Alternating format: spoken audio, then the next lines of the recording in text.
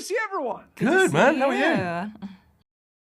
Really good to chat about this. Sasheer, I just want to start with you because anytime there's something that's, we watch that's based on something that exists before, like original source material, that really interests me, right? So I'm just curious for you, what was it like diving into the universe of Exploding Kittens, like in a way we've never seen before? You know what I mean? Like for this series specifically. Well, it's funny. I have played the game Exploding Kittens before, and even if you've played the game, I don't think you can anticipate what the show is going to be.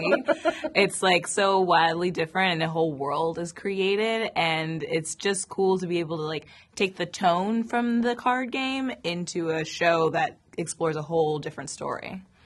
And there was the app too, right? Yeah. Which I've played all the time. And when I first played the game, I was so confused. I'm gonna be honest with you. Same. Like the first time I ever played. Tom, it's good to see you, man, by the way. It's interesting because you voice Godcat in this. It's a little different, a little opposite than another kind of Netflix character. I know, strange, isn't it? It was not intentional. It just happened that way. Yeah.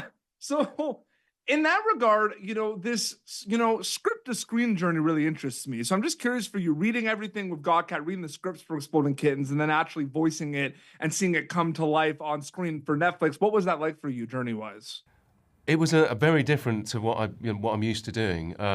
You record it on your own in a booth, and so you don't have the other actors in the scene there.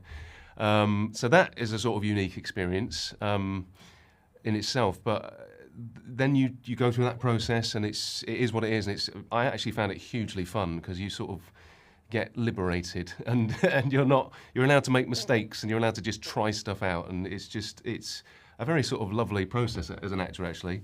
But then you sort of leave it, and 2 years later, you come back and you see the world that's been applied to it.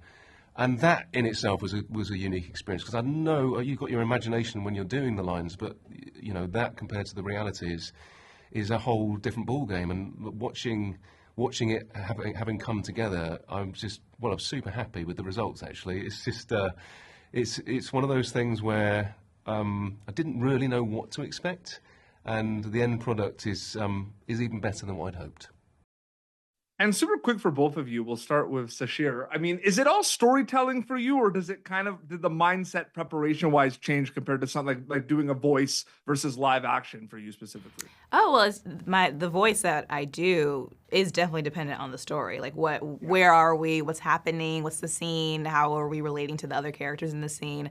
And it's really fun to be able to only think about your voice and not have to worry about your physicality or your facial expressions, and just really focus all your energy into that. And there's also things that we're doing with our voices that we wouldn't be doing in a live action narrative, and it's fun to be able to play more. Tom, you were a cartoon on Lucifer for a little bit too, if you think about it. Yeah, for a brief act. I think Chloe and I ended up in an animated hell loop.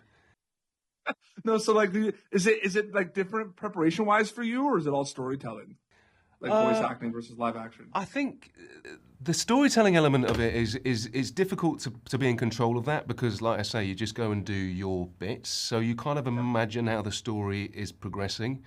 But yeah, I've never sort of been in an experience where I've concentrated so much on the vocal side of things and about how you deliver a line. And you get to sort of play around with the different deliveries. It's very punchline based, this show. So there's a sort of specific way of like finding the right cadence through a line and stuff like that. And I think that became more important than actually the other things that you normally tackle when you're doing live action. That's very well said. I can't wait for people to check out Exploding Kittens worldwide on Netflix. It was an honor and privilege to speak with both of you. Thank you so much for your time. Man. Thank you. Thank you. Thank you for tuning in to Popternative. Make sure to check out our past episodes of Popternative on YouTube. This has been an Autograph Communications production.